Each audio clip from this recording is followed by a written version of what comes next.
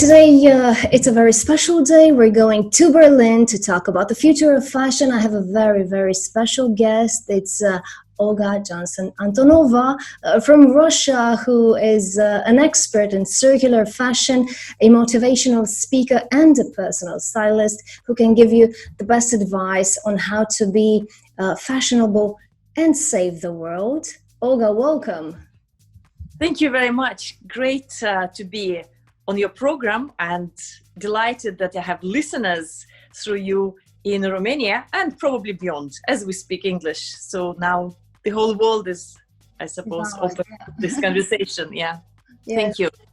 Thank you. Thank you for accepting the invitation. Olga, we met 2 years ago in Cluj-Napoca at the Women Conference, where you had a presentation, a beautiful presentation that I will always remember. And it is the reason that I wanted to have the conversation again with you after 2 years. It was really impactful for me.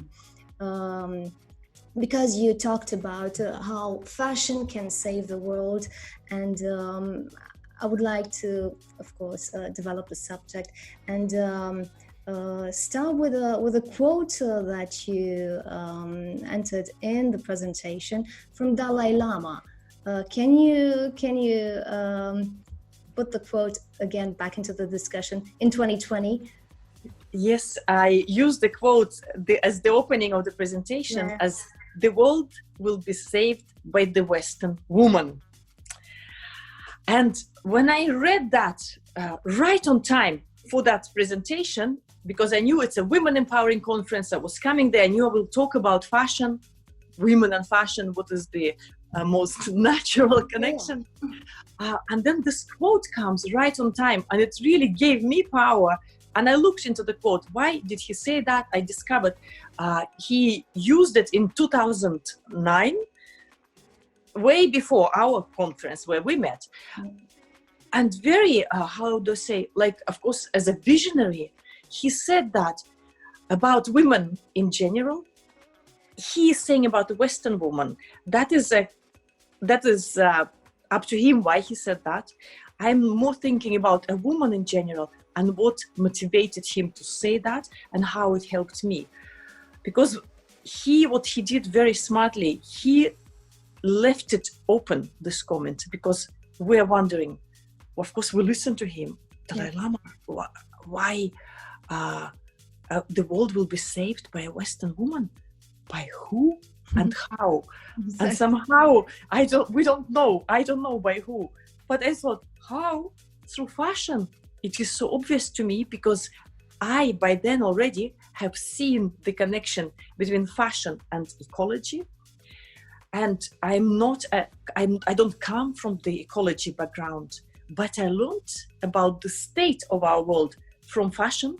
Mm-hmm. And then I thought, okay, I was a fashion professional, but I thought, fashion is so important, but also is such a vehicle for improvement of this world, that if I, being in fashion, didn't know these facts, and I heard about ecology on the side from scientists, ecologists, activists, but it wasn't, my heart wasn't there because there is a lot of noise about this. But when I saw it through fashion, my own industry, that changed my world. And then I thought, if that changed my view, and of many people in the fashion industry are of the same opinion, then we in the fashion industry can take and must take this message and give it to the world, because we all wear clothes. So we all have to do with fashion. For women, it is especially important. 80% of people involved in the fashion industry are women making clothes, designing clothes, but mostly in the manufacturing side. And it is women who love to shop and buy, and often they buy for themselves, for the family, for the children, for the partners. So it is really, and give advice to each other between themselves. So women are a big part of this fashion machine. So everything became somehow clear in one moment. This is before the Dalai Lama quote. This is when I started to use fashion as a cause for good, as a vehicle of nearly, I think, helping people in ecology and ecological activism to bring this message forward to everybody in a simple way that everybody can understand. So, and I totally believe still, I probably convinced myself that Dalai Lama thought, yes, it will be a Western woman that will save the world with fashion. Again, because fashion is a number 2 polluter. Now they say, I should be more precise here, or maybe it is number 3 or number 4. But at the time when we were meeting at the conference in Cluj-Napoca in 2017, the industry, the quotes about that fact were all saying the industry is a number 2 polluter after the oil industry. Even if it has improved or the new facts have arrived and we think, okay, fashion industry, fashion and textile, we should put all textiles in, are not number 2, but number 3 or 4 is still very severe factor. It is still it's still in a danger zone. If we think that with our clothes, with our fabric that we use, think about all the fabric that we're using as upholstery, in interiors, as curtains, I don't know, theater curtains, as upholstery for all the seats, as the carpets for, I don't know, railway. I have seen this amazing how they make railway carpets in linen at the linen factory in Belarus for the Russian railways. I think they will never run out of work. So, and apparently then the railway, this is beside the topic, but just to show you how much textile we produce and where it's going. And apparently, okay, uniforms as well, but also, for example, this narrow runners, like narrow carpets for the railway carriages, yeah? They also change them regularly out of habit annually. Imagine the amount of labor that goes in, the amount of resources, the linen. So when we talk about fashion and textile industry, environmental footprint, how it affects the environment, we're talking about all of that together, okay? Oh, not just clothes. Can you paint a very specific picture? Because I was really amazed by the cotton production, and I think this fact may help people understand better why fashion is such a big polluter. Correct. We should look at to understand the environmental footprint. Let's think not just of a final product that we wear or see in a magazine or in the shop, but let's think about where it comes from over the whole life cycle of a garment. Of course, there are materials that go into it, accessories, clothing. And if we take cotton, many people think, oh, it's a natural fabric, fantastic. We have to be very careful. Yes, a lot of garments are created from cotton and textiles, and cotton is a very heavy plant for the environment, because most of the cotton, if it's a non-organic cotton, and we can come back to the organic cotton, there's very little of organic cotton that is at the moment being produced, but conventionally made cotton, which is most of it, more than 80%, is made from a genetically modified seed. It doesn't replicate itself. The farmers in Bangladesh, in China, in America, they have to buy, or in any location where they grow cotton. In Africa, they have to buy the seed annually, so they cannot collect the harvest and store it and replant. So they always depend on the industry, on these companies. So genetically modified seed, I was thinking about why it was designed here. We wanted to intensify the production. We wanted to get rid of the, to give it special qualities. But what we have achieved with that, first of all, is dependency on this particular seed. We have killed the we have killed the biodiversity. They say that we had 2,000 cotton seeds in the world. And if you actually look into it on Google, you have pink cotton, like pink flowers, blue, you have so many different colors.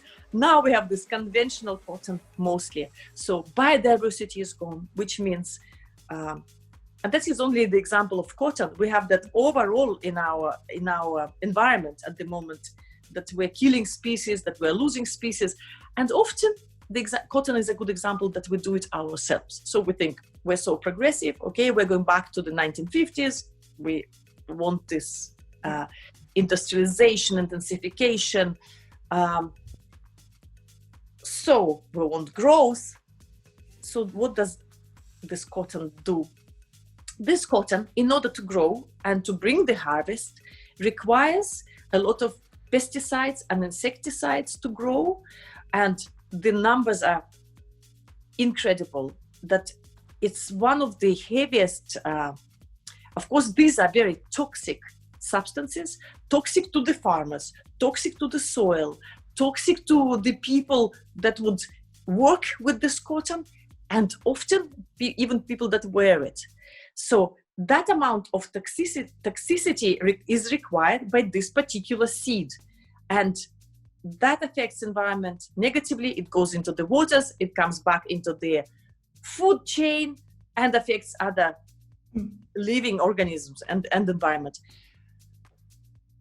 We have very tragic stories from Bangladesh and China and Pakistan, where cotton growers, the farmers, get poisoned every year. And by chance, I look into it, and then there's more and more and more crazy information coming out at you. So they go to hospitals. We have suicides.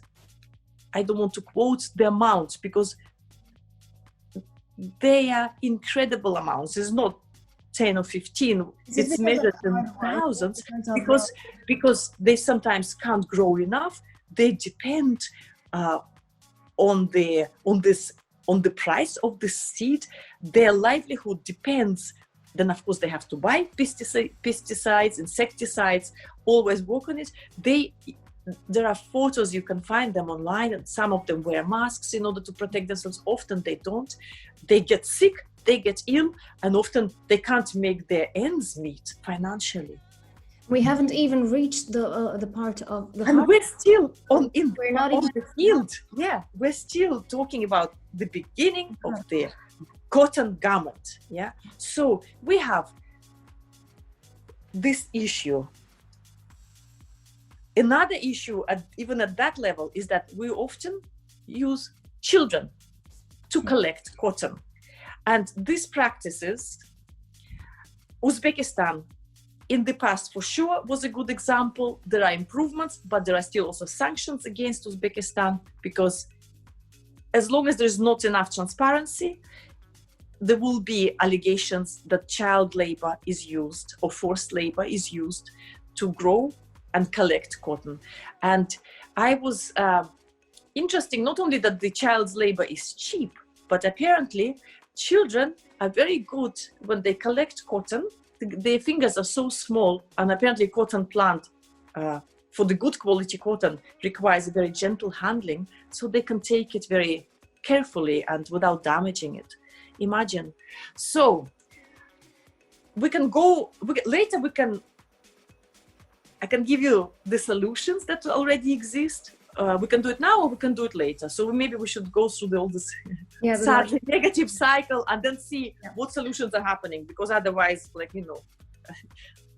we're in a good state already because we do have solutions. It's just taking time to implement. So let's move on from the field. What about the water? Because I know it takes a huge amount of water just to... Correct. Yeah. So because I said about the fertilizers or toxic chemicals that are being used, agrochemicals, but what about water? Cotton is a very thirsty plant anywhere that you go. And often it grows in areas that require extra water that doesn't come naturally. And now we have also droughts. We have climate change that doesn't bring enough water. Look at South Africa, where there was the big shortages.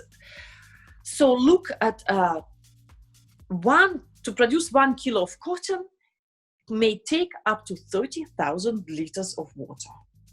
It could be less, it could be 10,000 liters, 20,000 liters. But if it takes 30, you can imagine how precious that 1 kilo of cotton actually is.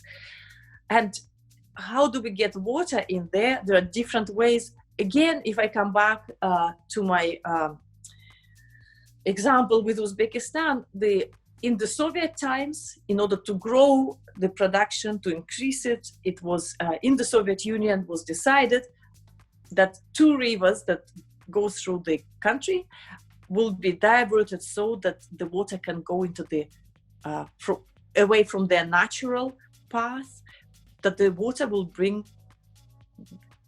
will bring the water to the fields. As a result, now everybody knows about the Aral Sea that is dry, completely empty. So the human interference, because we of course think that we can conquer the nature and okay, now I think those attitudes are finished, hopefully. But only recently we thought, no, we can do everything. We are the masters of this world. Let's turn the rivers. Let's bring the water to the cotton fields. And this is one of the examples when we have affected the environment very, very badly. So why is also these facts are important? I believe because then we treasure what we have more. If you think of your T-shirt that has all of this, the labor, the resources, the water went in, then you might appreciate it more. Be careful about how you care for it, how you keep it, how you wear it, whether you throw it away or not, whether you even buy it. So we really should think of all the things, clothes and everything around us, not only in terms of the beautiful garments, that aesthetic I think is very important, but also in terms of the resources, what is in it. So imagine all these resources go into the production of cotton. At the next stage, when the cotton is made into a fabric, then this fabric is also bleached, more energy, more chemicals, more water pollution. Then we usually dye it, we make it whatever color. It's a very important aspect that you highlighted, not only environmental pollution, but the human pollution as well. Oh, that affects health of the people working there. If you look, absolutely. So we're at that point, we're in the dirty area of dyeing and processing this material to give it qualities that we want. Maybe we want cotton that doesn't crease, then we put extra chemicals. We want cotton that doesn't burn for different reasons. Then more chemistry is involved, and that is a very, very important issue, because we're polluting, then we're wearing, but also we're making this impact that we don't often even know the consequences of, and we have people suffering, those who are immediately working right there. And of course, governments and countries are the industry for sure waking up to this, but we know that in China it was very sad that when the rivers were the color of the season, as they used to say. If you want to know what is the color of the season, you don't have to go to the research agency and the trend agency. You can go to the to look at what color of the rivers, and they were incredible. Not so far. There are also there is a lot. There are films you can see on that topic. So say we have the cotton now in rolls, we have material, okay, we have now observed the damage that it can have, and it's important, I think, to know every stage, because only then you can know what the solutions are, and there's bigger requirements for those solutions. So it's important for businesses as well to know and to wake up to, where do I invest? Okay, maybe I invest into making cotton organic. Maybe I work with the lab, sponsor the research for non-toxic dyes. how can we do that? So with the fabric, then we go, say, there's a design stage, then there's a manufacturing stage. Design stage is important. This is important that for designers and for big brands that where designers are employed, that they use up the materials. We have 15-20% of the fabric cut off and lost at the manufacturing stage when we have, if we don't use a zero waste design principle, for example, then of course we have a lot of cut-offs. What do we do with them? Let's turn all of this into opportunities if we cannot always have a zero waste design, for example. So that's why, as again, I say it's important to know every stage. So we are at the manufacturing also, manufacturers order more fabric than they will use in case there is fault in the fabric. If the fabric has print on it, it's often, there's going to be leftover. And as a result, there's always leftovers at the factories. Fashion industry is also trying to use them up. Designers need to know about that and where to go for it. There are apps now, there are companies that are doing that, but just to be aware, because that was and is such a precious resource that we have created with all these farmers, with all these waters, with all this so far, unfortunately, toxic substances. So how do we design? How do we make it? Again, so we're at the manufacturing stage. We made the design, simple t-shirt or something very special, very beautiful. We have it. The things are often made not locally. It is in Southeast Asia. Some of it is in Europe, and I'm glad and hopeful to think that in Europe we have more transparency. Not always the case. We even have cases in the UK of nearly slavery conditions working today. There was an article a couple of days probably ago in the Daily Mail about people working at the garment factory in the UK where they're underpaid, where they're staying in long hours. And if we go to Southeast Asia, there's even less transparency because it's so remote. We know of the factories collapsing, where there is no test for the conditions, safety regulations, or safety of the building is not even guaranteed. That shouldn't be the case. We know Rana Plaza collapse that started fashion revolution movement in the West about who made my clothes. Mm-hmm. That has evolved actually so much, and now they're even asking what is in my clothes, what kind of toxic or non-toxic. But that's the next part of our conversation. So many things, 80% of the garments made in China or Southeast Asia for sure. So what is our responsibility, or what is happening there? If we know that people are exploited, are underpaid, that they have to sacrifice their quality of life, that again, child labor is used, I believe this is not, or anybody would say, it is not a good garment to wear. Whether you think it's a bad energy garment, whether you say, I want to have a clean consciousness and I can't agree with those conditions. There's so much that we can do and need to be aware of, because I suppose the choices we make, what we buy, what we wear, they affect the whole supply chain. And we have to also think about how we can improve it. And I did say I'd do the solutions later, but I would like to say something here because I might forget. I was thinking, this is a big issue, how to raise wages for these people. And at some point I thought, how come if I can tip somebody for a coffee, anywhere I'm in the world, I don't have to, but I can, or for a meal, then how come I cannot tip for the clothes? Because fast fashion often gets accused that they create these conditions. In fact, I would say that fast fashion, the most well-known, biggest companies, they're doing a lot to become sustainable.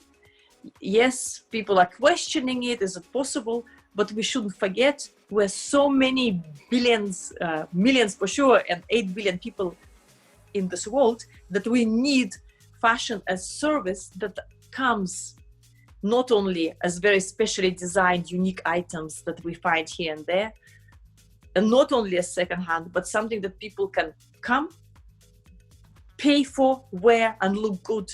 Yeah. This is a service. And fast fashion companies are providing that service. They shouldn't be fast fashion. They should change into slower fashion mode.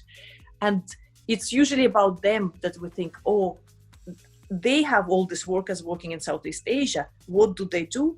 They are trying to become transparent. There are transparency indexes. Fashion Revolution, for example, if you open fashionrevolution.org website and look at transparency, you will see how different companies feature.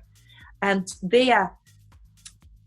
I like to see that these big companies are improving, because that puts pressure on everybody else. And we still need the big companies because we're a big population, but we have to make it good. We have to make it sustainable. But back to, so they're trying to raise the wages. There are issues with that because they might be paying fair wages. They check inspections. They test. They send inspectors there to test the security, the safety of the building. But what often happens locally, that people subcontract to people locally. How can then this is illegal? How can that be avoided? That is a local person's decision. So we can't control everything, but transparency is the key. There are ways, and inspection, and companies that do inspections. So it's quite possible, but a big task. So in the meantime, one of the things, so I was thinking, how come I cannot tip the person? Because if I ended up in H&M, it usually was for my son, and they're growing the kids, and it's a reliable, predictable cut. I don't know, you buy socks, you buy underwear for them there, for example, and often organic now, and from organic cotton. Still, it's very affordable. And I think, okay, I could actually pay more for that. A little bit more, like a tip. Yeah, I can pay 15% more, 20% more.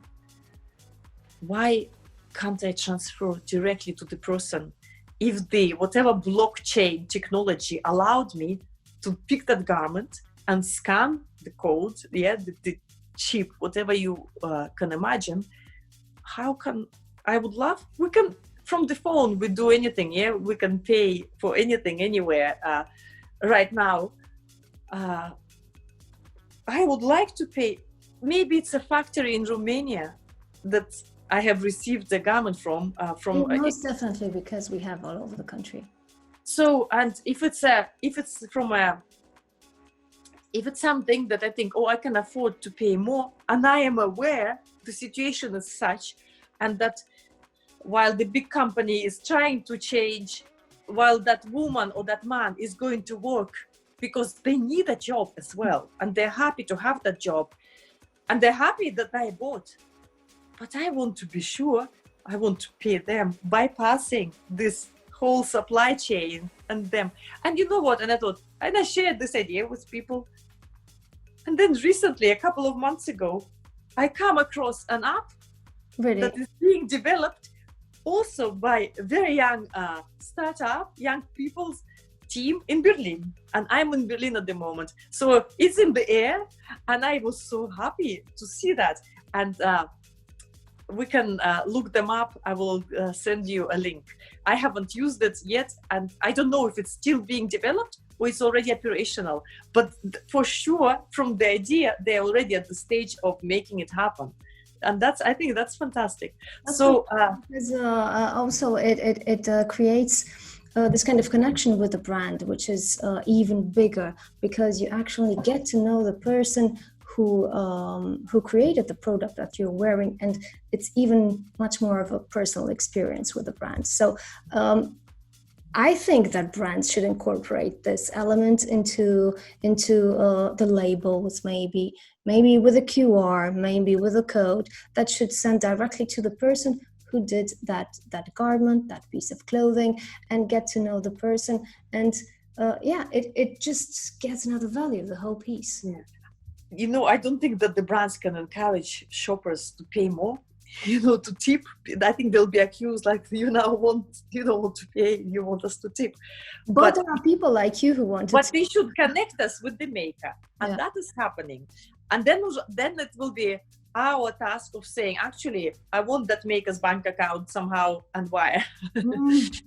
But that technology is also happening. It is a blockchain based as well. It's like a passport of a garment, if you like, so that I can as a shopper, if I buy, I want to know if I want to know, but I can't know now nearly from which field is this cotton coming from, what factory it was, maybe the farmer's name, maybe the name and the contact, maybe even the processing, then at all the stages, the designer, the manufacturing plant, and maybe the person who also participated in making the garment, because there are few involved here.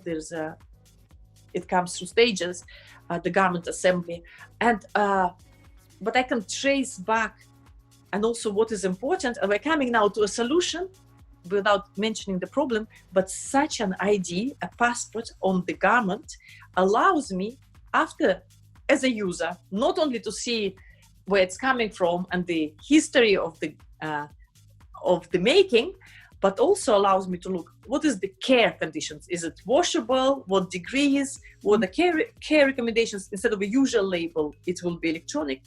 And also after that, I think what is important, because we all have this garment as a resource, what do I do with this garment? This is a cashmere. What do I do when it ends up? When it's broken, I don't wear it, it's not usable. Of course, I try to give it to somebody if it can be used, maybe make something out of it. But say it's eaten, old, that's finished. But still it is a resource that I can give to a recycling plant. We now have regenerated cashmere that is being old cashmere,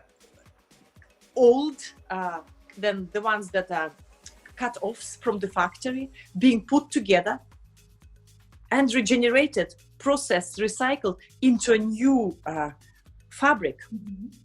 So new fiber, and from which the fabric is made. And that is a normal standard practice. So again, this is a tip for the investors. Look into this. This is a tip for the designers. You want to be sustainable, use a better fabric.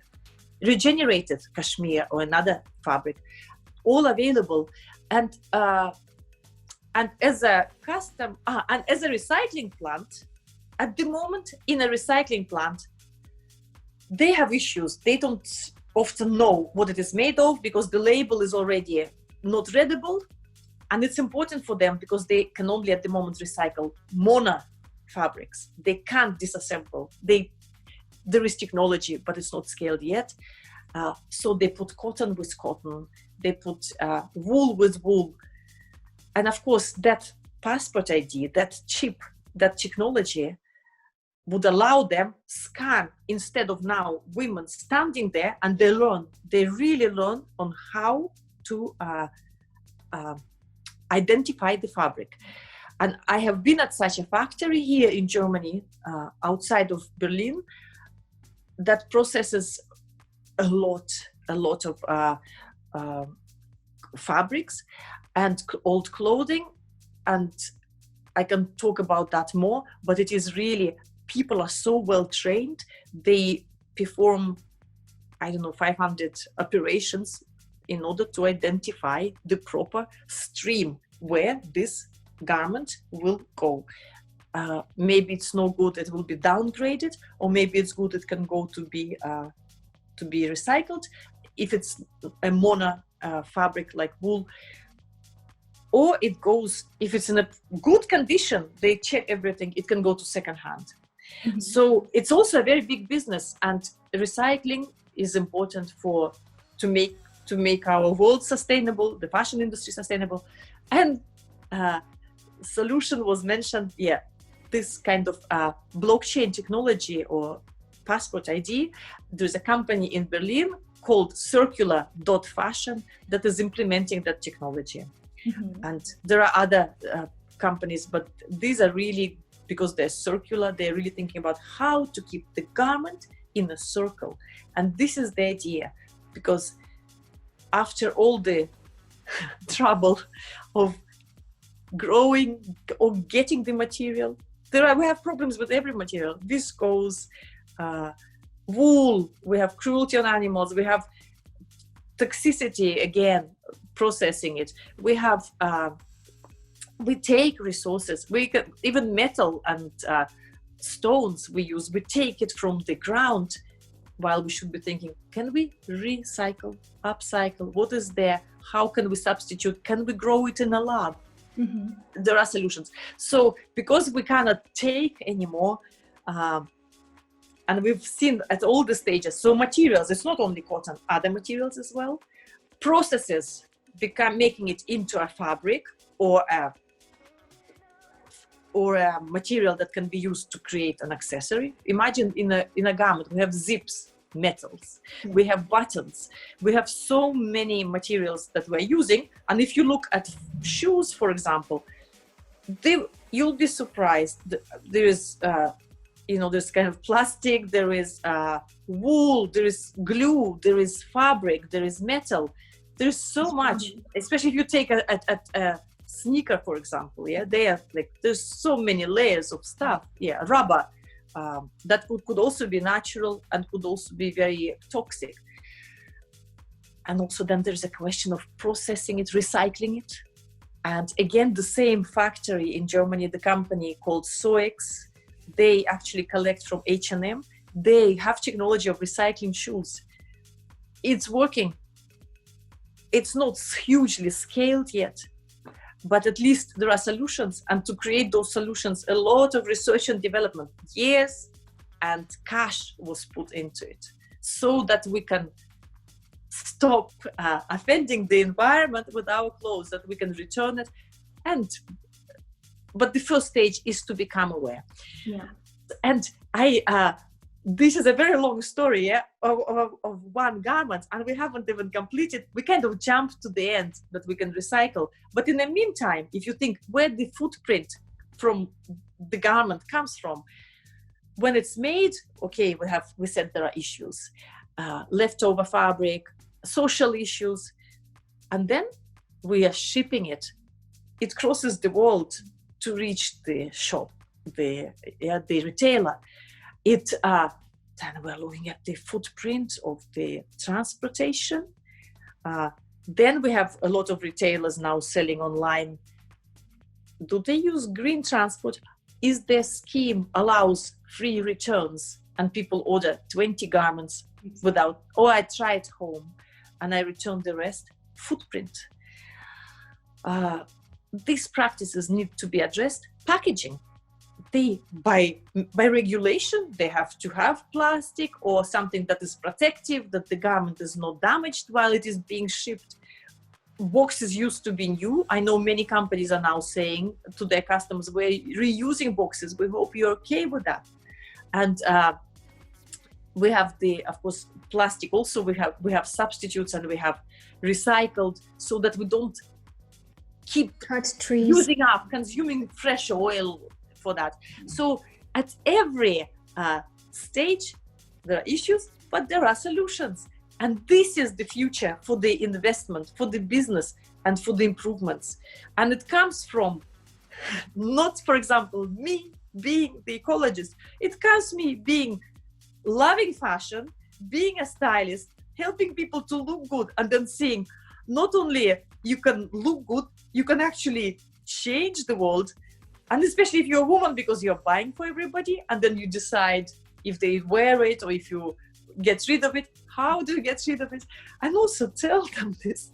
So I think it also gives me hope and great optimism that, first of all, we can help the ecological movement by being people of fashion, all of us, being fashionable, being stylish, but understanding what is behind the garment, this footprint.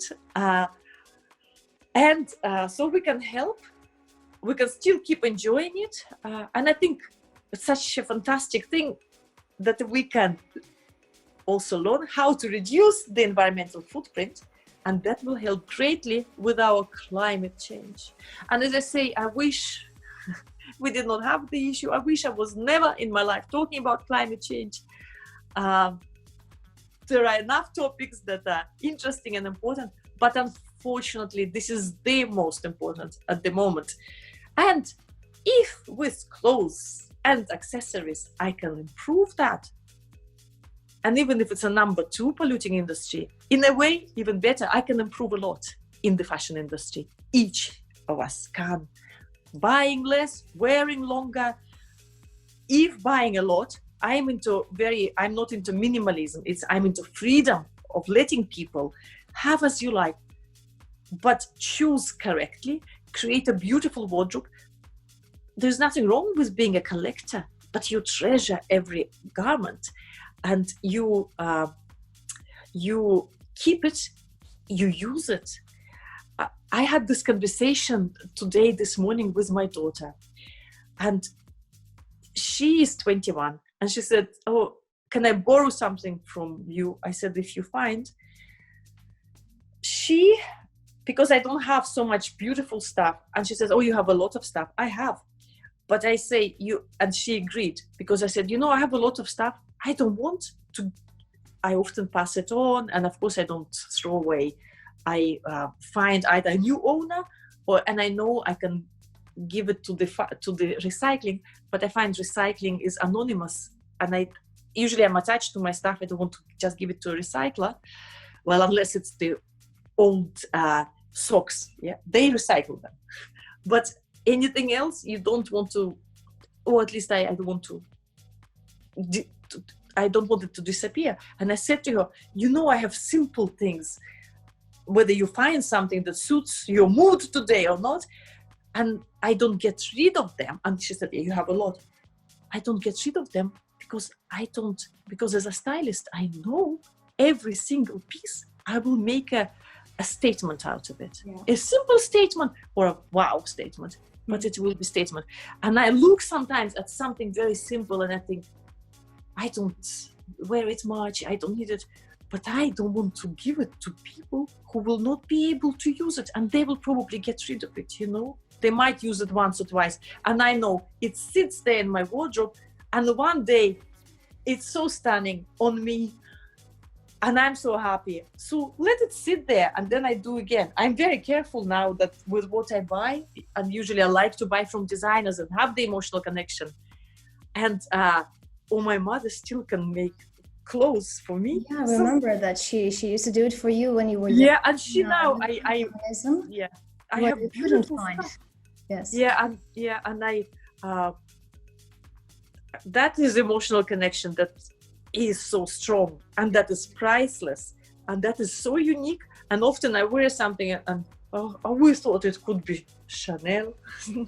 No, my mother knitted it with the crocheted. I don't know why people think I should be Chanel. I'm happy. Chanel is a aesthetically, and I think women something to look up to. Is important, because luxury, I think, has a very good place. It's a way of keeping tradition, is a way of keeping the heritage, the skill, and it's a way of having value, understanding value. But also, of course, it shouldn't become polluting. And luxury, I think, has in that sense a very good aspect. Things that are expensive, we don't throw away.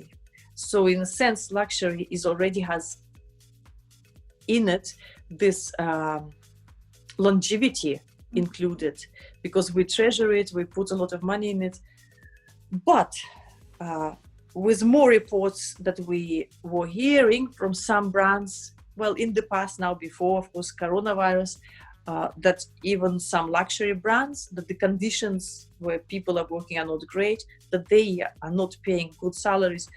This is unacceptable. It has no luxury, it leaves no luxury feeling. It cancels it out totally.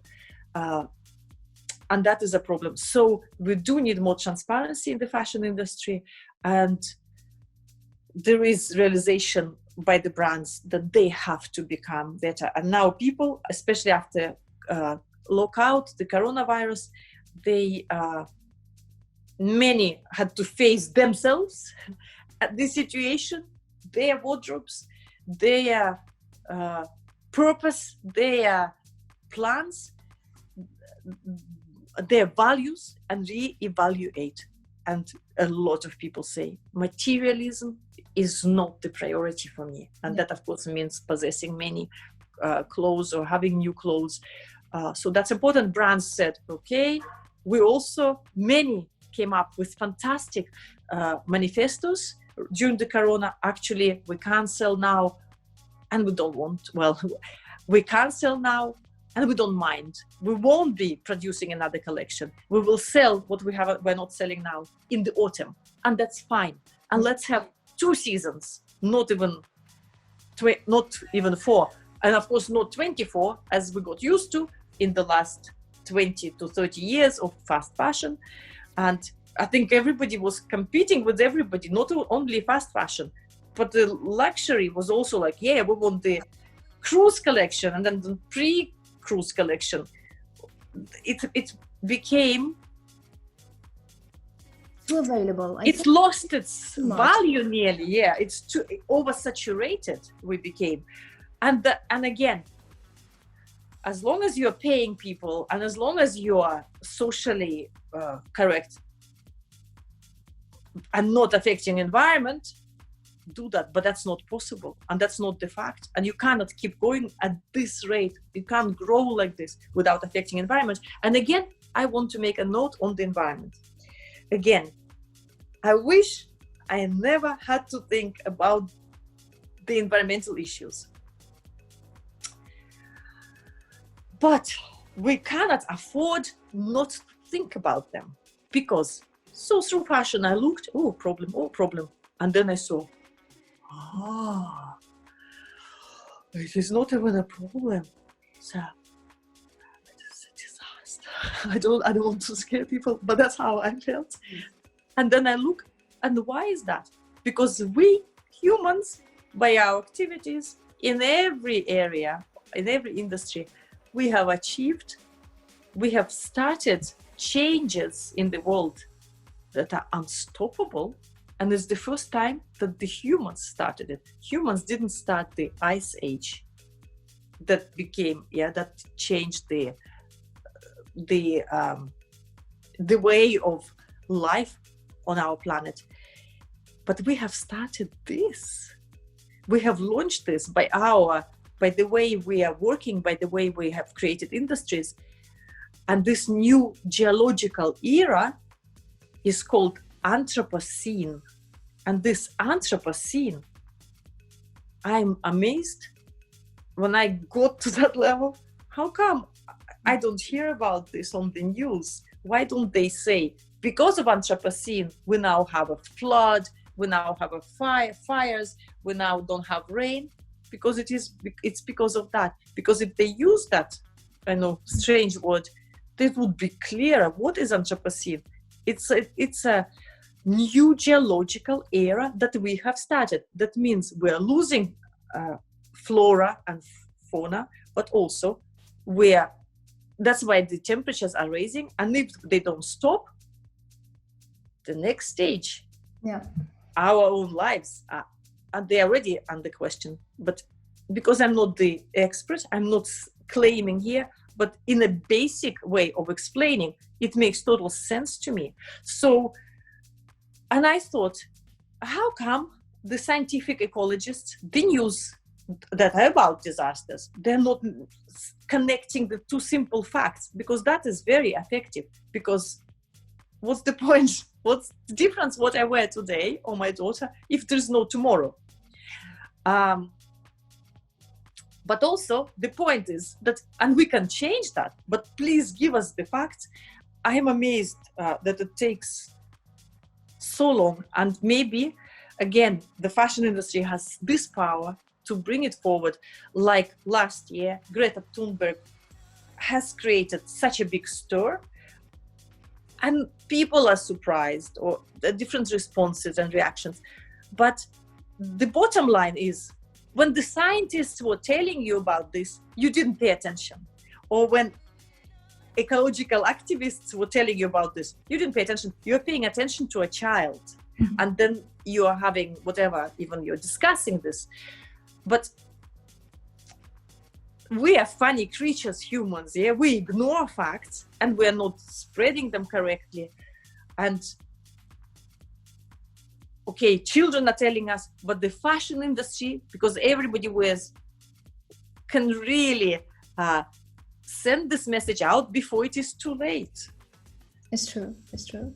So that's why my passion is about. And in a way, what I do now and what I see where my educational part of my business going is to actually teach ecological thinking and sustainability, because in order to achieve the balance, we need to become sustainable through fashion. Not only to teach designers how to become sustainable, there are ways of how to do it. Not only to teach brands how to become sustainable or consult them because of how you change the whole supply chain. Not only to tell consumers you can make better choices and how to look better through personal styling, but really more on a global scale. Because if we have the understanding, and we're all able of that, we will not given this chance of connecting very simple facts. But as soon as you have that, you change, not only about fashion, probably about food, probably about things, probably about your own ecological thinking, so to speak, your consciousness. So I find this is a very powerful medium, fashion and clothes that we wear, and we all do. Yeah, I agree. Fashion is very fast, and big commercial brands have taught us to have it available very quick.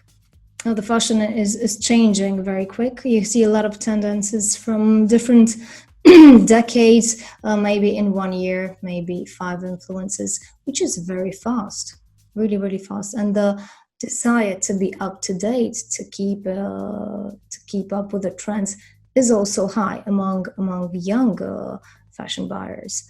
But we cannot only accuse or point the finger towards the big brands. Hey, they're the big polluters. No, somebody's buying from them. So I think it should be a cooperation between the big brands, fashion brands in general, and the buyers. The brands to take up this role of educating the buyers regarding the history of the garment. Where did this come from? As you were saying, the whole life cycle, who made this, and how to dispose it afterwards, so people can make better choices. Because like H&M introduced a label with conscious clothing, people started to get used to it, and now it's easier for them to buy and to have it all there because it's on the label. So I think one step would be to introduce these elements on the label to educate the people. But as online shopping is growing more and more, and very much accelerated now during these times of pandemic, AI is also playing a very big role in choosing and recommending the brands.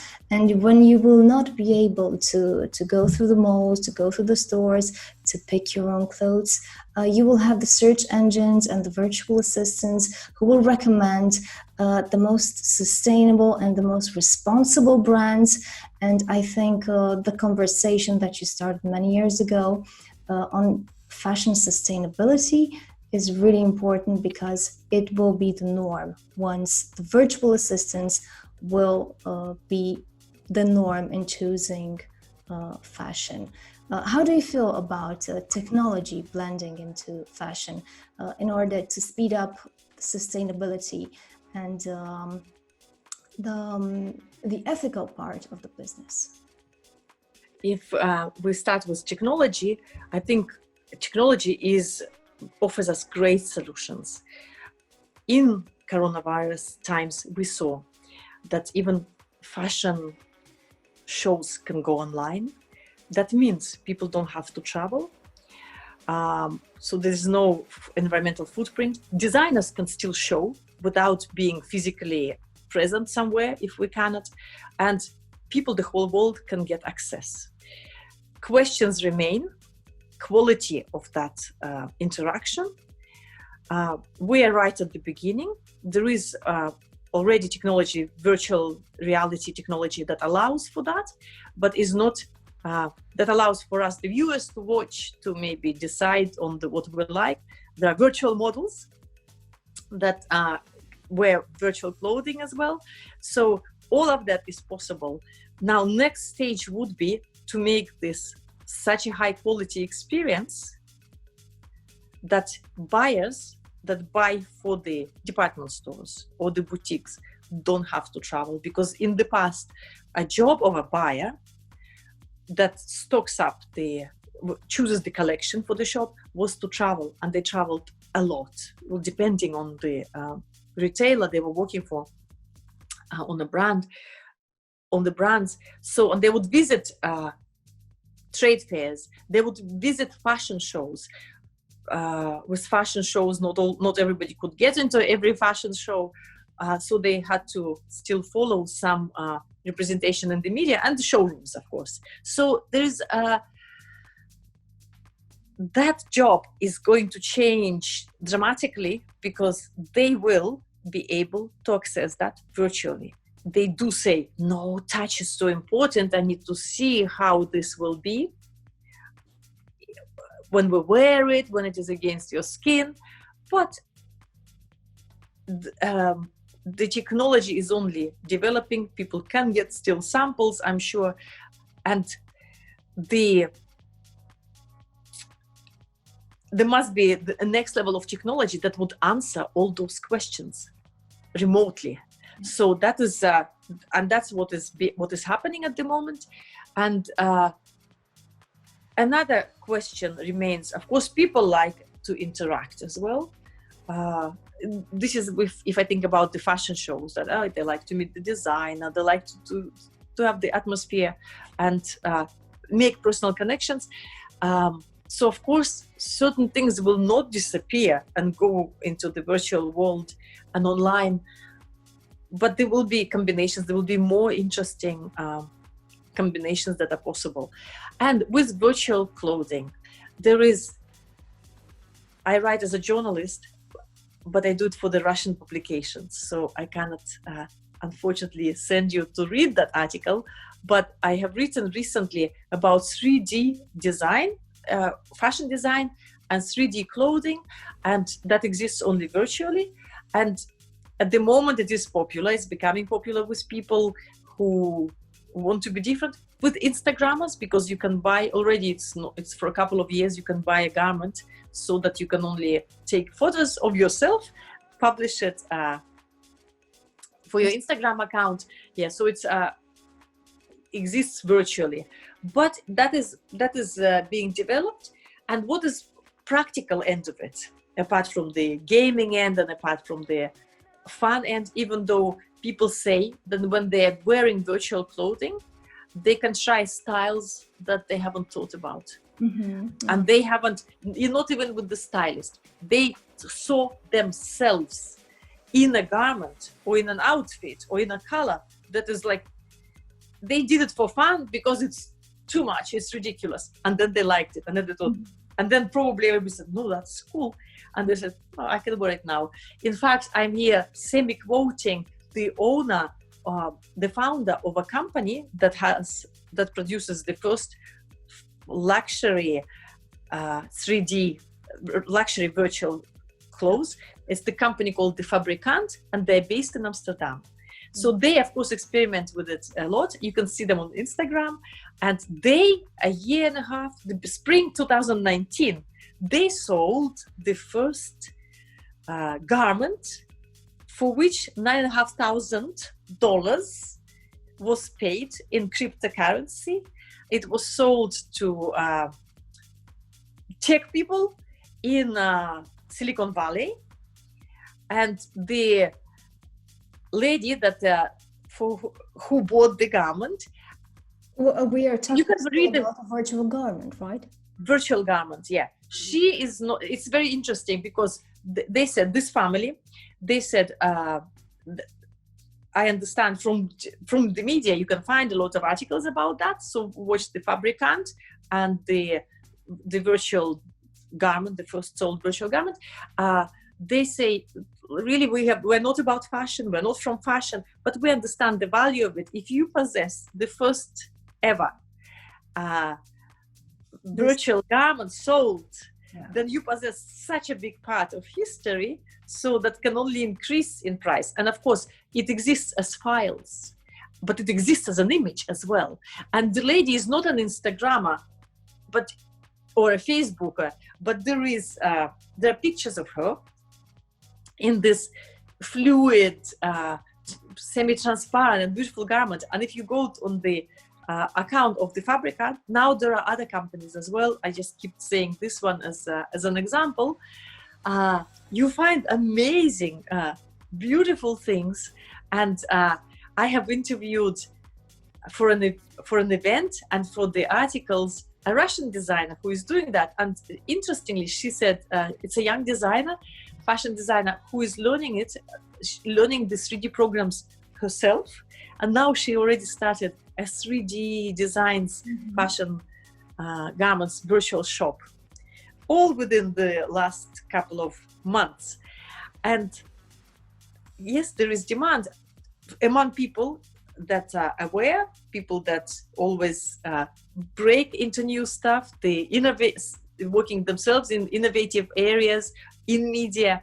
And it's interesting where we're going. And the predictions, of course, are as soon as we have the Apple glasses, the virtual reality, then augmented reality will have a lot of use from that. This is when we mentioned, then you can try things on, you can touch, hold. We will see what it will be like, but that's where it is going to. Already now, apart from this virtual clothing that is made to look at, you can try them on, and Fabricant allowed such a platform where people like you and me who have no technical knowledge, you might have, that I don't, but I was able to go online and try on a couple of garments from the Fabricant, and it's not the body that you had to scan, take a photo of the face, and it's a little bit generic, and it has no hair, okay? But I kept that on my Instagram account because it shows this garment that I could choose out of a few of them for free, and I could wear it. And you will see the amount of people following that development is growing. I can see it from the Fabricant account. There were tens of people, and now there are thousands, I'm sure. And the same for this Russian designer and for everybody who is in the area. And what I wanted to say, that we already have from that technology that we can try things on properly before we order them. Some of it already exists. We can try on sneakers. It's a company, a startup, technological startup from Belarus, in fact, that has created the technology, and then in collaboration with Gucci, they created a platform was created where people can try on sneakers. So it's aimed at the young audience, and so before you buy, you can see that it's called Wannabe. And then the same company has produced technology for trying on nail polish in different colors, and that is used on Amazon. If you order on Amazon, you can first try the nails on and see how that suits you, and then only place the order. Of course, that reduces the amount of mistakes, and that's coming into the clothes section as well, into the big garments. And now we have a lot of companies that are they're already making it. They're offering technology that is not so 3D, that you can perfectly put it on in a virtual dressing room.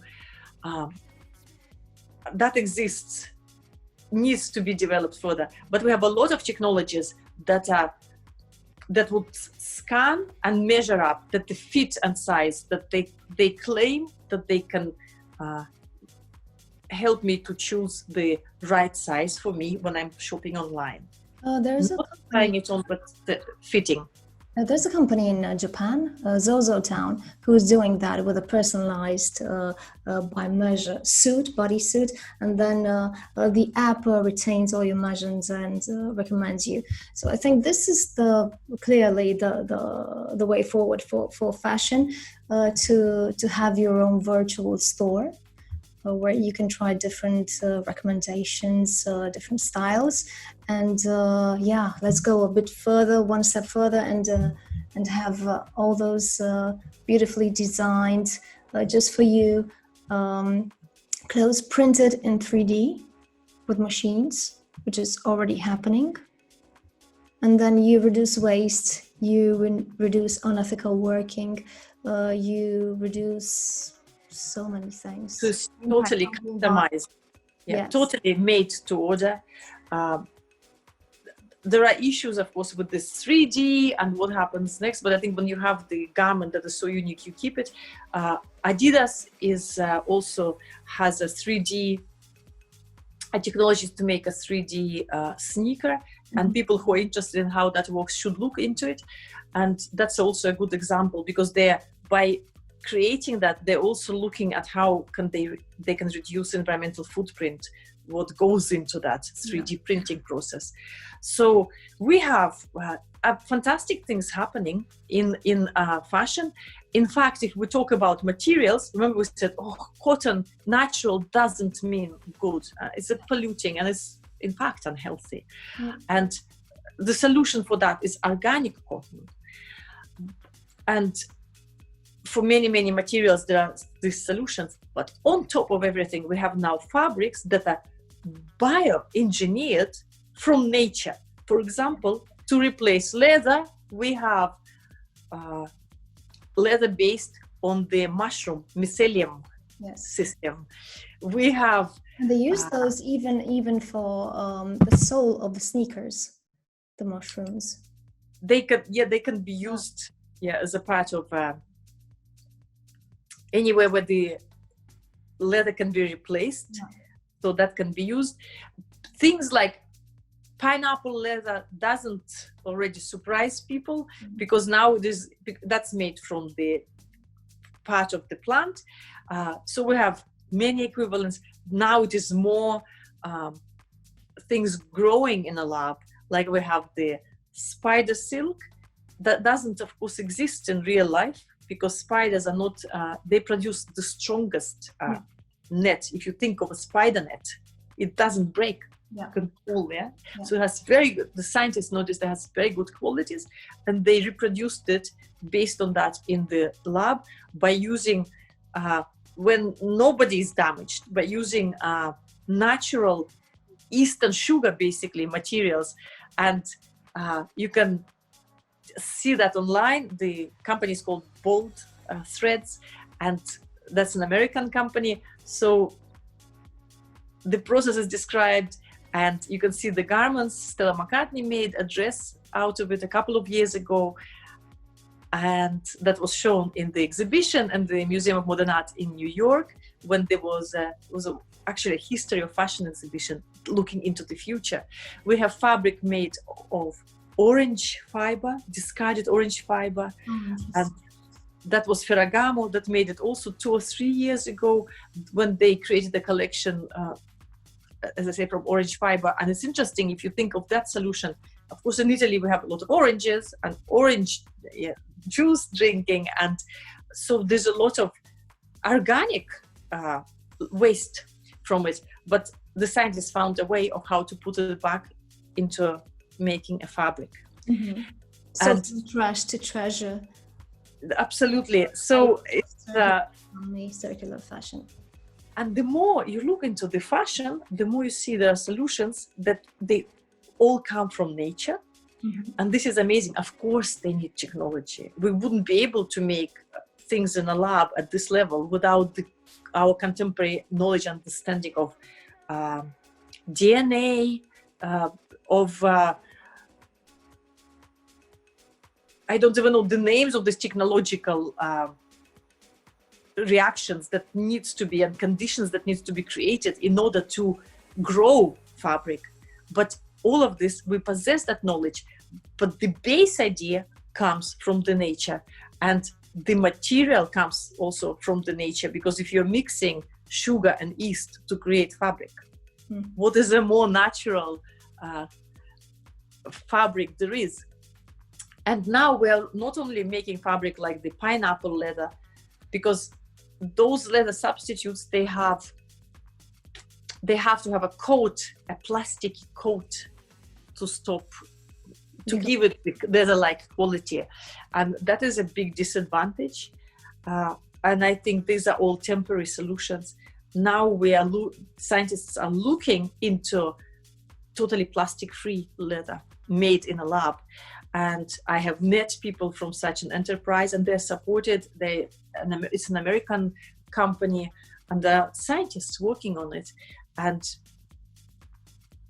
they're supported by the incubators. There's a big money put into it. So it's amazing, interesting development. And that goes across all of a life cycle of a garment, from the materials that we can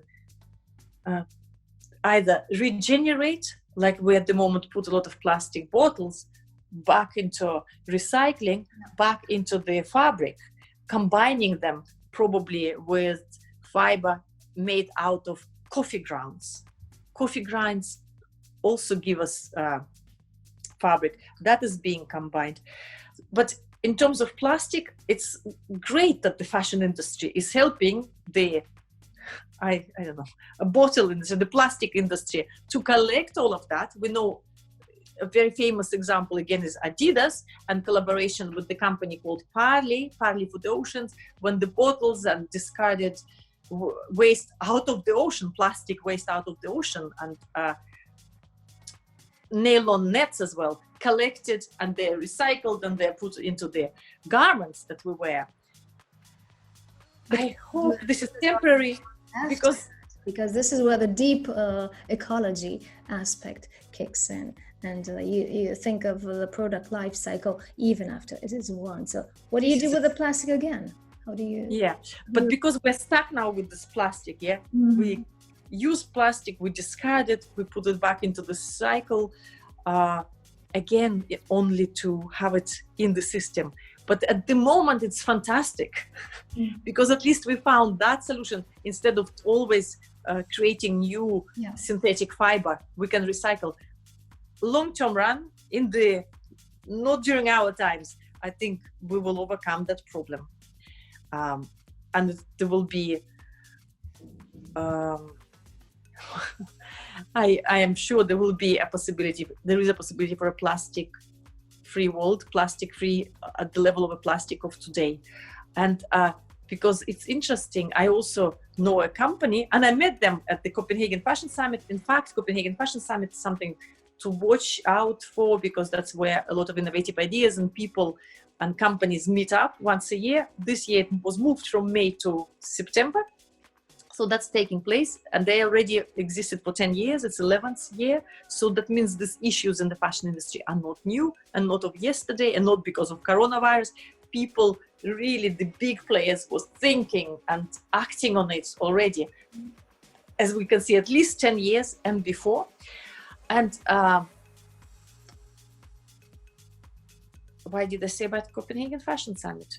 Because I met a company there that they also have now, the companies can rent a place and present their ideas and materials there during the summit, which is a conference basically.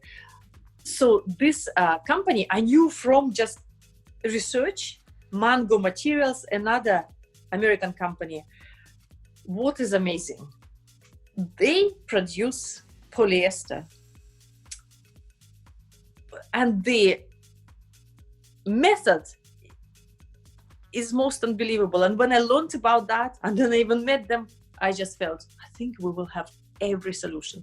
Because to produce that polyester, they found out that there is bacteria that processes methane. Methane gas is the one that gives us the climate change. It comes from all the land fields. That's, the animals. So this is the gas we want.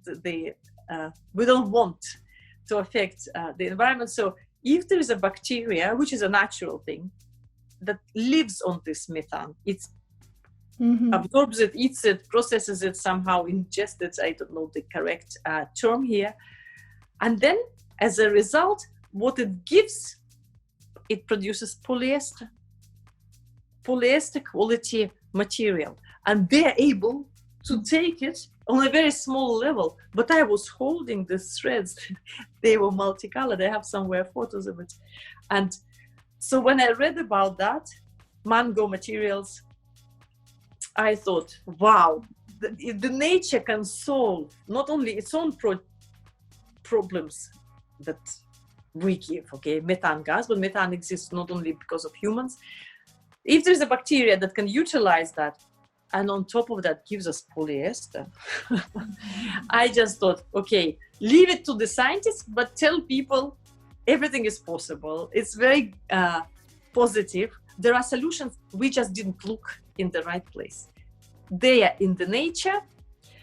And as I said, with the combination of contemporary science knowledge, we're going to go very fast and in a very correct direction.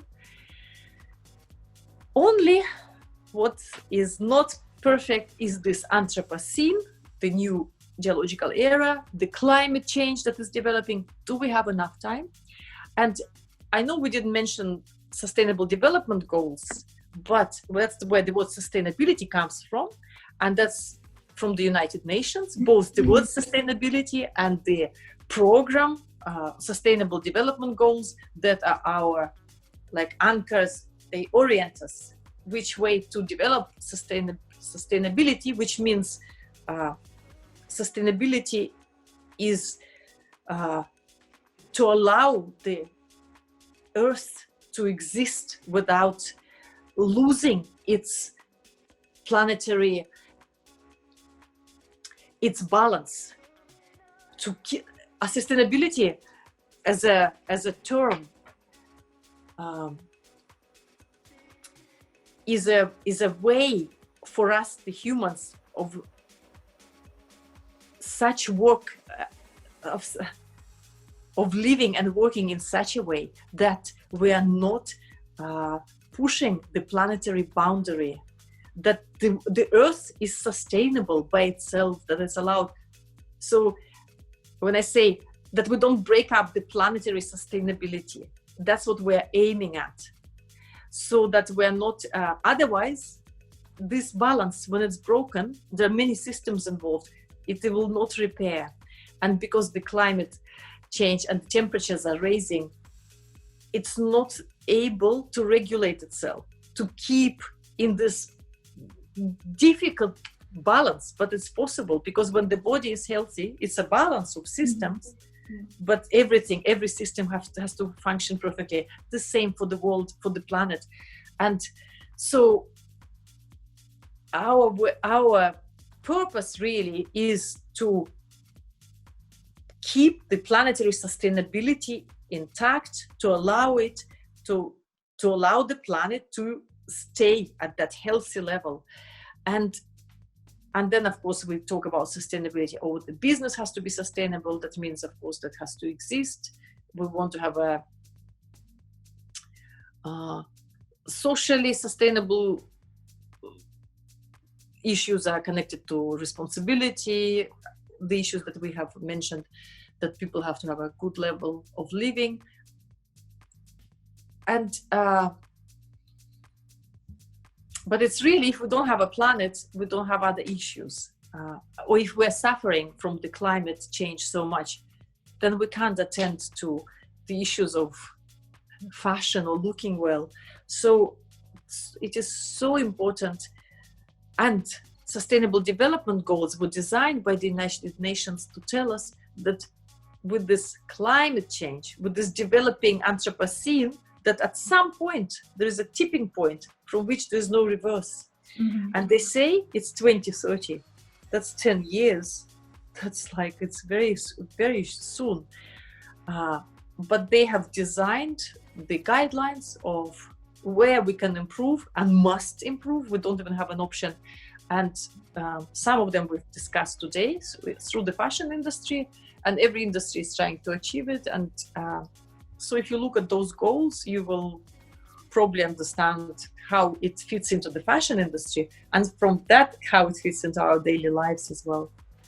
I like very much the fact that you connected the sustainability and the health of the planet and the future with fashion. So we have to be stylish. We have to be very wise in choosing each garment. And I like very much what you said in the presentation at the Women, which stayed with me for a long time.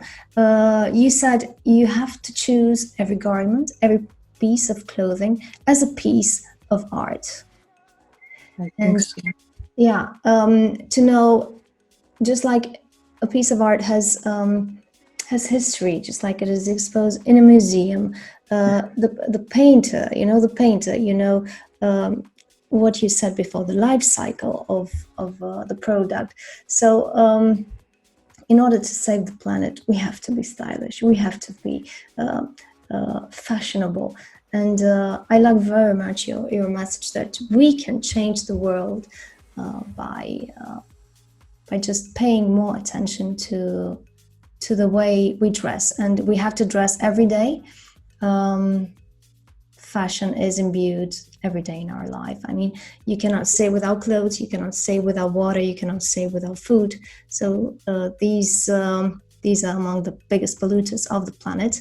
Why not make it in a very stylish way? In all your talks, in all your presentations as a motivational speaker and as a counselor for companies, for brands, you advise people on very specific steps on how to do this. Can you share with us a few of them?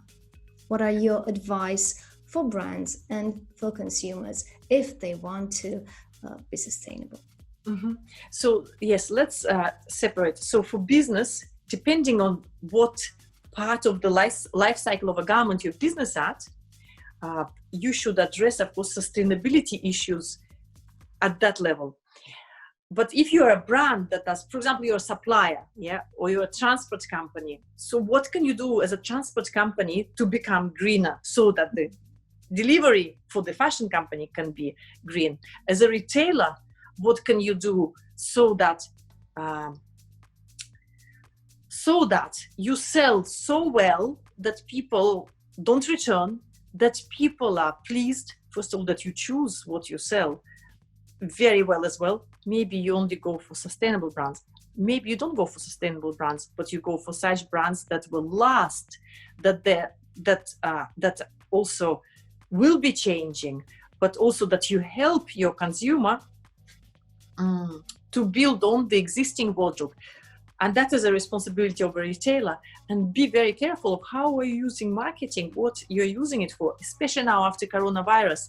Are you trying to sell more, to make people buy for the sake of buying? This kind of marketing, the non-truth element of it, just trying to sell without trying to make the person look, feel, and be better, it has no future. So as a retailer, for example, you have to address all of these issues. As a retailer, you have to also think what packaging you are using, what your return policy is, what is your space like, is your storage, are you using green policies inside your working place? Are you using, maybe you can switch to a green electricity? Are you, very basic things, are you separating rubbish yourself? So no matter at what stage at the life cycle of a garment you are, you can make changes that increase sustainability of your operations, but also they allow for savings, because this is often the part that is not noticed and missing. Companies that it's interesting. For example, you're a brand. Where do you source your fabric? How do you source your fabric? Do you know of the companies where you can buy leftover rolls that are going to be discarded? Buying that, it is cheaper for you because they're at a better price, they're of a higher quality, even though it's not organic cotton, but it's something that is going to become a waste, or you can get it at a good price. And you can create collection, not from newly sourced material, but from what would have been wasted. So there are savings in that. And as a brand, of course, you have to see, it will be interesting after Corona. Indeed, how many seasons there's going to be, how many collections. As a brand, you have to be able to give your buyer garments that will be always compatible, that will add on so that they come back to you next season, but they're not throwing away what you have given them before, but they're building on it. Also, as a brand, thinking, what can I do to prolong the life cycle of a garment that I already sold? And I want a good relationship with my customers, more personalized relationship. We want to build the emotional connections, yeah? If you want the customers, yeah? It's not just anonymous life anymore, at least, and from a smaller brand. So not only that you're trying to build on their collection as a brand, predicting what they will want, knowing your shopper very well, but also you are thinking, okay, how can I help? Maybe they don't want to wear what they bought last summer. Maybe I can take it back, because these are my garments that I have been working on and created. Maybe I can not just recycle them, which is actually losing value, but upcycle. Maybe I can resell them. Maybe I can have a small counter here. I give the voucher to my customers. So there's so many business models that are coming out of it. Or maybe I can start rental business. They always like the same styles. They shop so much. They will actually do very well by not buying this because they all like this, but in different colors. They can share it. And I will provide that service. So we know, of course, these rental models are becoming, and subscription for clothing are becoming so big. They're big businesses now. This is the future as well. So as a brand, you can introduce so much. Maybe you offer a repair service. Maybe you offer classes of how to repair. But as a business model, and maybe you charge for those classes. I know, maybe it is your business model actually to go around the stores and help everybody set up mending station.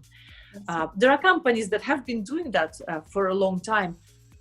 But This the is a main very circular-based economy model, right? It is, yes. So that the resources you have put out into the world to your customers, that you are making sure that they know how to take care of them, and then you know that they're not wasted, that either you make everything to assemble them and to prolong the life. Yeah, and they're coming back to you as well. And they're either coming back to you, or where they can go. Maybe somebody else has the service, like the second-hand shops, the vintage shops. That's a kind of a model that everybody is already familiar and knows. But there is money in it. The second-hand vintage market is growing. It will overtake the fast fashion market very soon. And people are using that. They're capitalizing on that. Yeah, I mean, the Nasty Gal business model, it exploded in America with the second-hand. Just being shown in a different manner, in beautiful pictures and nice descriptions, the business boomed. Yes, we have a lot. We have the real. We also have services that are smaller, not so widely known. And sometimes I read about them and think, wow, that's a great concept. And of course, upcycling from garments that are not sold. There's a company upcycling luxury garments, so that if the Burberry coats are not sold, they take them and make a unique one out of each of them. They completely redo that. Some designers do it as their statement, as their brand, but this is a company, I don't remember the name, that is doing it on a bigger scale, so that you still possess then you possess the luxury garment, but it's even a double interesting, because it's not like everybody else's Burberry coat. It's totally unique. Agree. You also work as a stylist. Yes, correct. What would you advise me, for example, if I were your client? I want to be fashionable and I want to be sustainable and responsible. What would you advise me to look for? I would say let's probably look at your lifestyle and look at your wardrobe, so that ideally the most sustainable garment is the one that you already have, so that we can recreate new looks from what you already have, from what is in your wardrobe. That is so important, to make that edit and to look what is missing, what can be updated, or what you can never wear, so that you open more space for, if necessary, new things. And usually people need accessories, because an accessory correctly placed can really make the look with very simple clothes, the clothes that you already have. So I find it's so important to go through the existing things and put new looks together, many combinations. And for that you need a stylist, for example, unless you can do it yourself, but that can be created, and a list can be made of what is missing and what can be done. And then okay, now I know there are better brands, more sustainable brands, and any brand. So again, let's be number one, you're aware, fantastic. So what do you do? From that point, I still think buy as a piece of art, so that then nobody has it and everybody wants it. And it doesn't, at that point, if you know you will wear it, it's already produced, you saw it, you get it, you wear it for a long time, forever. That is a very good policy, and you feel free as well. I know you want to give a tip, because this was, for example, very cheap. One day the industry will allow that, fantastic, ask for it. But even a garment that you don't know if it's sustainable or not, if you know this is for you, this will always be used, get it, and then you feel good, and it stops you from going out buying more, even sustainable. It's not it's about getting the right thing. And sustainability one day is a norm. It's in every garment. So don't lose the style, the ability to sense, to feel new and the correct one and the unusual one, or the complementary, the one that completes the look. So in a way, I'm telling you that just do as your heart tells you, like with the art. You don't know if with art, it should be a wow feeling. It should be, yeah. And it could be a very simple thing and such a practical thing. And then you can dress it up and down. So for that, maybe also a stylist is a good idea to help. But don't feel limited and very scared of, I buy the wrong thing. I think then don't buy at all, and then wait for the right moment and for the right thing to turn up and get it. So other ways of, but if you're very conscious and feeling guilty, and I want more, and I want a shopping spree, and I want just to see it all, then do as, as in the, I suppose, local market for fruit, we go and we're like, it's not like in a supermarket where there's everything. You can grab it and make jams and eat. And okay, we have to be careful with, of course, the amounts and the immediate gratification that we get. But I'm talking here about a long-term gratification and right in the moment. You want to have a shopping spree, go to the second hand. There are some very large second hands, and it's going through things that are there. You can find fantastic things, you can find interesting things, you can find very good brands.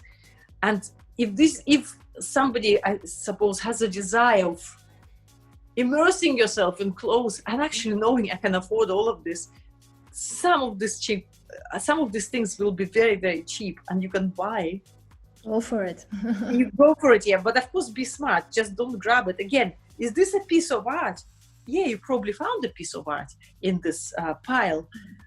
Of course, apply the same judgment, but there are different ways where you source from. Then you can, so secondhand is very good for that. But then always applying, is this a piece of art that I want? Because if it's something so beautiful, you always have to think, okay, where do I put it? If it's in my interiors, that's forever. Or that's for a long time. Or if I change it, then what do I do with it? We don't throw away the piece of art. So always have a plan with it. And then buy from local designers, or anywhere. In Romania, you have amazing designers, yeah. And because to support a small and local, it's already a very sustainable way of approaching it.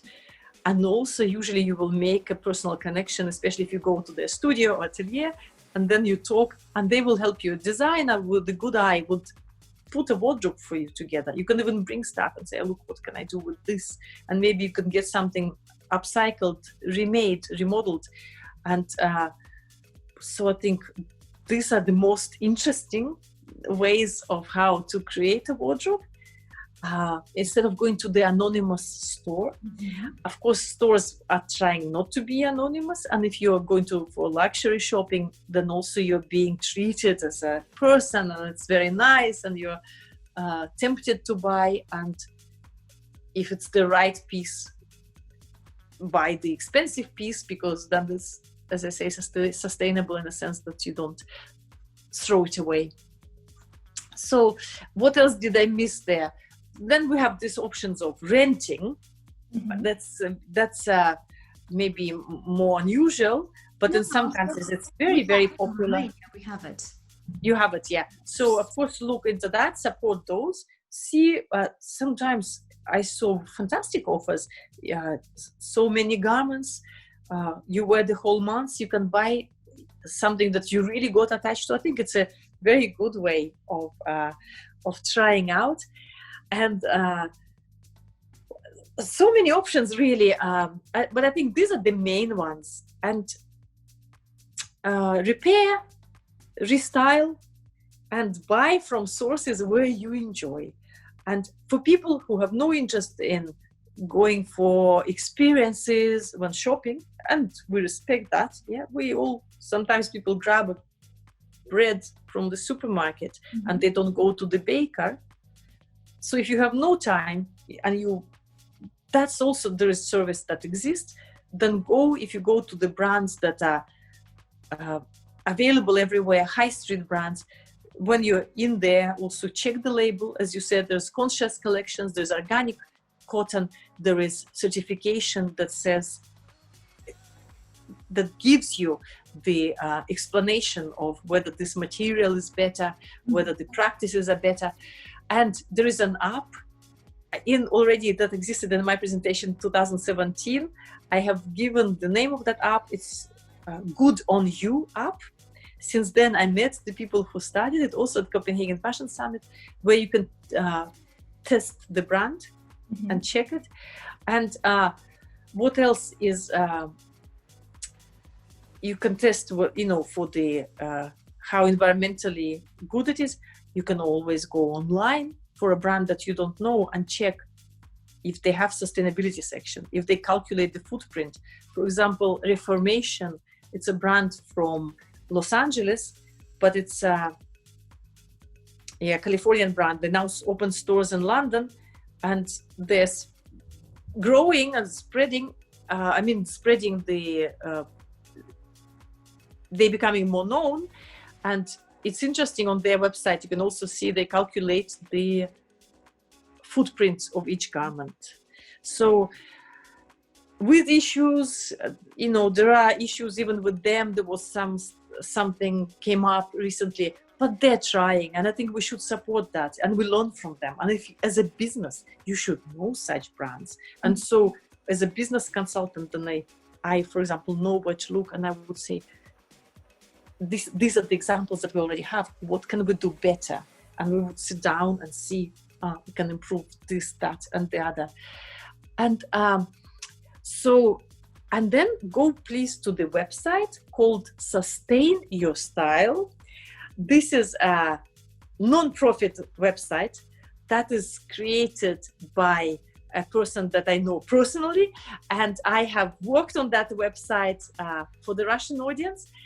And we have collaborated on projects. It gives you the list of stylish brands and constantly updates you that are sustainable.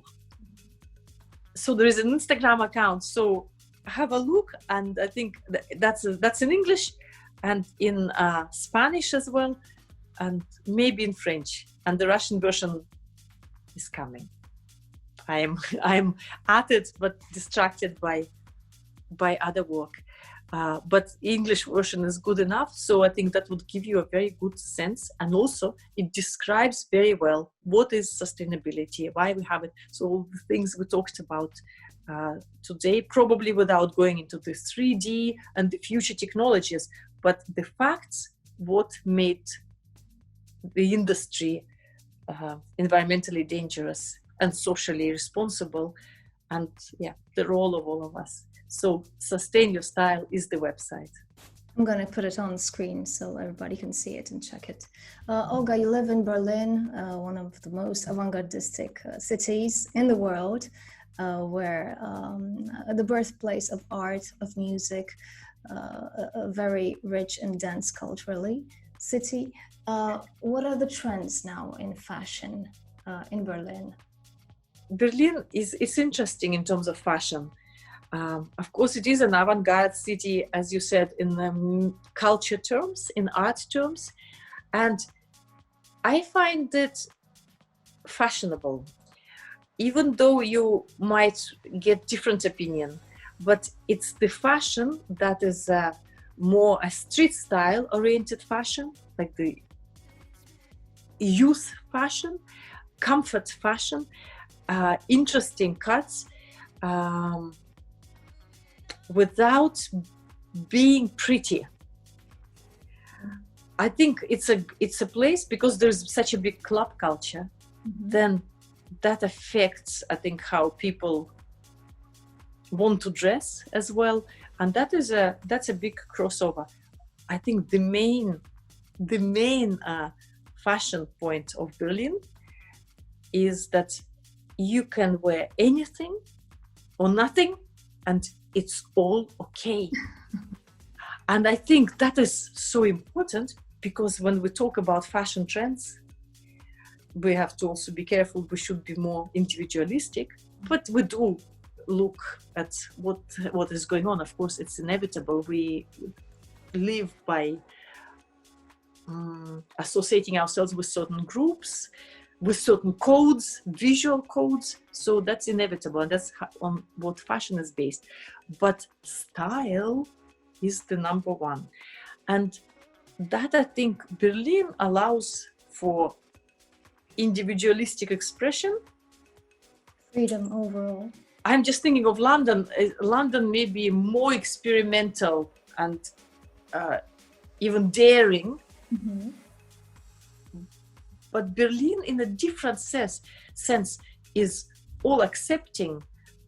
And that is very liberating. I suppose it's a very liberating city. And that means you can experiment here with the style. You can be anything you want, or you don't have to follow it. And it's not a big deal. And I like that as well. Mm-hmm. So, because there is no... because fashion can put such a pressure on people, to look a certain way. And in Berlin, we don't have it. Has its own issues, because to have a Berlin Fashion Week, it's moved to Frankfurt, or there will be now a Frankfurt Fashion Week. And so it's a very hot point of discussion here, and people thinking of good move, correct move, incorrect move. I think financially it's a justified move. Berlin is a city with a great culture, history, energy, but it is not into, I would say, spending money on fashion. Mm-hmm. And of course, money is a very important factor for developing fashion industry. So, but for style, it's interesting in Berlin, and maybe you really have to spend time here, live here, to get the vibe, because it is not always so visual. It is more in the air. But that is, I think, is so important, because of course then the intuition comes up in the artists, what the artists are creating, what music is happening, where people are hanging out, what are they're talking about. It's very creative, and it affects not only the local creative fabric, but it affects the world, I'm sure. So maybe Berlin has to stay a little bit out of the fashion system, and it's good, because it's still affecting things, and people look up, and many interesting things are coming out of here in a kind of a quiet way. It is a vibe, mainly. It is a vibe, but it's also vibing around the world. And it's an important one. And also, if you look at the future of food and the experimental things that are happening here, there is a lot. But also I was thinking that there are things that fashion, real fashion people, industry people know about, and they're coming from Berlin. But the majority of the public doesn't know. And I'm just thinking about the magazine High Snobiety. Mm-hmm. It's a Berlin publication. It has now become a brand. It has done international collaborations, and it was a Berlin-born social media, right? It's media, yeah. But it's interesting because they are doing a Paris fashion show now. This is how subtle that is, how in a way unexpected that is, and how it is not really being discussed that that it's a big thing. But those who know, they are so well aware of that. So, and that is a Berlin baby. And then I'm going to watch out for what's called a reflection festival that only happened as a kind of alternative to a fashion week or fashion presentations or interplay of fashion and art and creativity. Happened for first time spring last year, and because of Corona it didn't happen. But actually in July they were going to do online events, and there are influential stylists attached, and I think that all this kind of more underground, it's like like a club. We're a club. Here's a club. There's a club. Fashion clubs, and I think Berlin is influential, but you nearly need to be here to discover it, or you need to be in the fashion industry professionally at the level of, or at the conceptual level. Mm-hmm. As a consumer, I think Berlin is very important as a liberating place for the style, maybe, or for correct attitude to clothing, that actually maybe it doesn't matter. But the consumers that are interested in fashion, they want very strong visual references, and in Berlin you need to know designers and follow them, and then you'll love it, and you will want that style, and you will sense and understand. And for Berlin, I think what the fantastic role of Berlin was and is that there are a lot of sustainable designers, big awareness, and people working sustainably in fashion. So you can come here and learn about that. If you're a brand, if you're a design student, I have done tours like this, educational tours where we do the lectures and then go visit studios of people who have been working that way for a long time. And there were fashion shows, or rather fashion events, trade fairs that was about sustainable fashion, and they've now moved to Frankfurt from next edition. And if that's the only way they can survive, they need to survive, because they want sustainability to spread. Then it's a temporary thing. I'm sure Berlin will find it's already, I think, definitely has a place in fashion, but it will become a stronger point, because if you think attitude is very strong, and it's very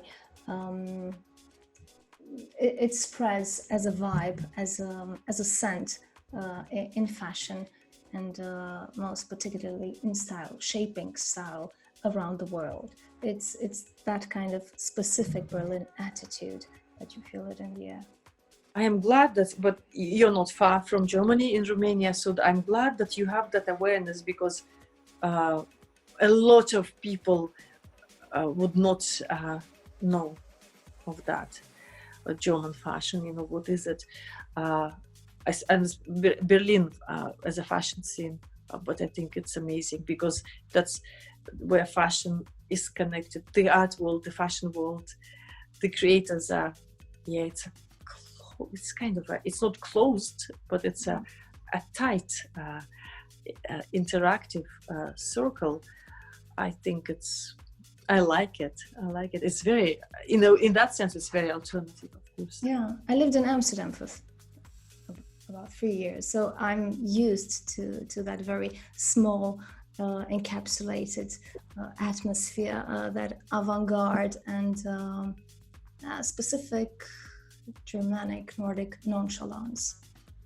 Yeah, and the Dutch again are different.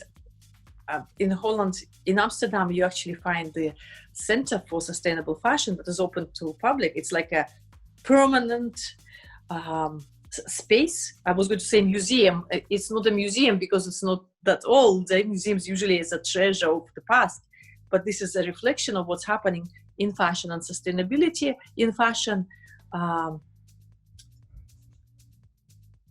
It's called Fashion for Good. It's in Rokin, not far from the Dam Square, and where anybody can enter and again repeat things and see things that we talked about, and also see innovations. And there are events that are happening there. So of course also high level of awareness in sustainability. I think a bit different aesthetic, but very similar feel and attitude to Berlin. I would. I also studied at University of Amsterdam, and yeah, it's a joy. Yeah, it's a joy. It's a bit because it's a different outlook on life in general. It's a different outlook on life, more joyful one. A different outlook on life. A very joyful one, very responsible, very sustainable, but with a lot of good spirit. Yeah, very true. I find very responsible, very aware, very authentic, and I think the difference for me in Germany and Holland is Germany like technology, high quality technological solutions, and the Dutch are more. They have that, but also design, visual, unusual stuff. And Germany also so, but they place big value on the final product, that it's good, technologically done and reliable and lasts. And the Dutch too, but they have more of a visual, or maybe I'm just thinking, of course, there is so much design here and schools of design in Germany. I suppose the Dutch, being the more world travelers, they have been faster in developing these design ideas and seeing the world, bringing it back to Amsterdam, developing, as the sea maritime empire. In the past, they had access. So it's interesting. It's very close, the Germanic cultures, and then it has its own, different flavors. Yeah, it's beautiful. That we can, and both of us from different backgrounds. How wonderful we can talk about all these things and feel them and enjoy them, and share things and share common understanding and values. And clothes, of course, also, that is something that is common for all of us and is going to... a statement for the personality, and what a simple way to have an impact. Through clothes. And style is so important. I think is also my belief, because I came from the styling into these questions. How come people are trying to achieve a certain style and they fail, and it's difficult, and they have other talents rather than perfectly putting clothes together so harmonious, that aesthetically connected in different styles, of course. Like again with art, there are different styles, but it's working. So, and because it's ability that not everybody naturally has, and nothing wrong with that, but there is a pressure to achieve that and a desire to achieve that, and it's not achieved, and then people buy more and more. They don't even know that this is not good for the environment. Okay, it may not be good for their psychology, for them psychologically, for them financially, but it's also bad for the environment. And that also was for me the motivation. Having the style and get the knack of it, how to create your looks, gives you, it solves the climate issues. It allows you to be so choosy with things. Doesn't matter cheap or expensive, doesn't matter sustainable or not, but choosy as art. You keep it, you know how to use it, and you look good, you feel good, and you're so satisfied from that. So I think when you have style, whether you found it yourself, you're confident, whether it is with the help of a stylist, it solves the issue of being lost, shopping endlessly, shopping a lot, not getting satisfied. It is really, I think style is the way to a sustainable wardrobe.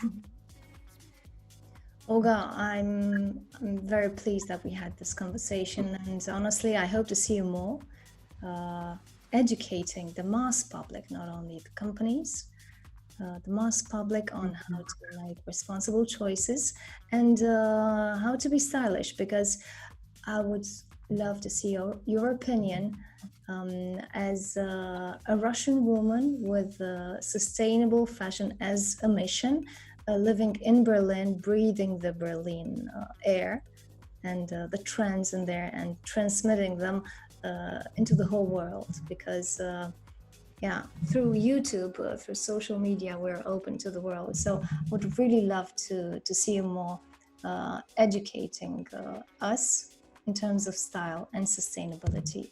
Thank you very much for making the time today and sharing your knowledge. Thank you, and thanks to the listeners, to those who view the program. And I just want to wish everybody a total joy from fashion, from their wardrobes, from what they're wearing, total freedom. And do you hear me? No, you have to come back. Yeah, you know what? I have stopped the calls, but maybe the second Zoom cancelled. No. Okay, so let's do it. I'm very happy for the audience that is listening to this and watching this, and I would like everybody to go back to their life, to their wardrobes, to their daily routine, feeling good about themselves, feeling good about their clothes, feeling inspired to wear what they have, to look for pieces that would make them very special, and to feel free in expressing themselves in through clothes, through things that they have, through things that they will see, might want to buy, and knowing that there's no judgment. At the moment, we're also saying trends are not so important. There's no trends. We create trends. And if you can be a trendsetter, you're always stylish. And if you're stylish, you're sustainable, because you are not in a possession of endless amount of things that you don't know what to do with. Mm-hmm. You're using everything, and you're putting everything into a beautiful look that also brings pleasure not only to you but to others. So I think clothes is a wonderful thing. Enjoy it and use it to for your pleasure. Okay. Well, thank you very much for joining this conversation. It's been a long conversation, but really there's so much information and so much knowledge and insights from your vast experience. Thank you for making the time. It's been a great pleasure. Thank you. The pleasure is mine. I'm happy to inspire, to wear what you have, to look beautiful and spread the good vibes through your clothes. Also knowing that by looking good, you can do good. And I think that's so easy and so important. And of course, feel and be free as well, and be yourself. And that's the best way for the stylish wardrobe and for self-expression and self-realization at the end. So thank you very much for inviting me.